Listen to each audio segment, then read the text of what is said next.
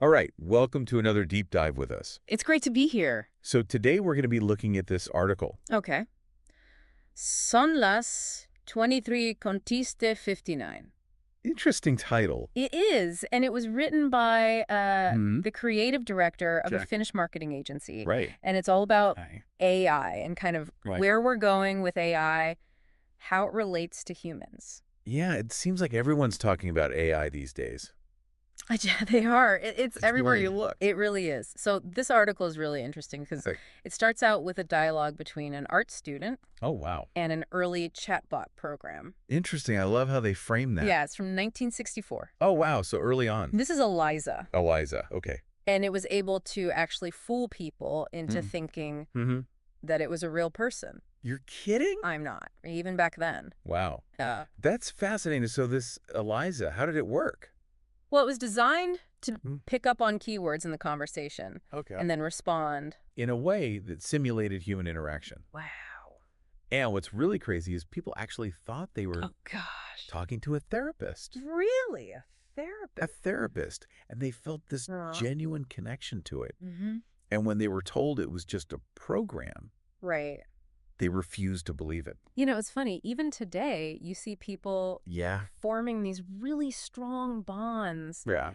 with AI chatbots. Yeah, I was going to say that makes me think about Mm-hmm. all of the Wow. AI that we interact with every day that Oh, we don't yeah. even really realize is AI. It's true. It's become so integrated into our lives. Especially think about social media. Oh, absolutely. Those algorithms, Yeah. they learn all your preferences and then they show you Right. content tailored to your interests. Exactly. And I think that personalization is Yeah. a huge part of why people feel so drawn to AI.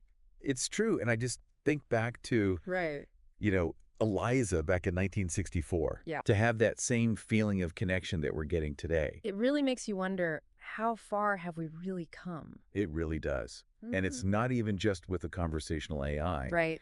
The article talks about robotics Okay. and all the advancements that have been made. Mm-hmm. Robots that can analyze facial expressions. Oh, wow. They can detect subtle shifts in tone of voice. That's incredible. Even robots with touch-sensitive skin. Oh, I've heard about that. It's crazy. So it's like we're catching up to those sci-fi movies where robots are almost indistinguishable from humans. I know. It's like science fiction is becoming reality. It really is. And the article also brings up this whole question of Mm-hmm. empathy with robots. Okay, empathy. Now, that's a really interesting concept. Right. There's this robotics researcher named David Hansen. David Hansen, okay. And in 2009, so a while back, Right. he was already talking about Wow. machines being capable of empathy. Now, do you think a robot could truly Well, understand and share human emotions?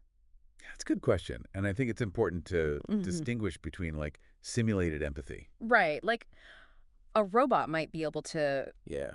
recognize that you're sad and offer some words of comfort. Yeah. But does it truly understand Right. what you're going through? Exactly. So Yeah. a robot might be able to recognize that you're sad, Right. but does it actually feel that sadness with you? That's the key question, isn't it? It is. And I think that's something really important to keep in mind Mhm. as we, Absolutely. continue to develop these technologies. Yeah, we need to be careful. Absolutely. Okay. So we've got increasingly sophisticated AI. Right. We've got robots that are becoming more human-like.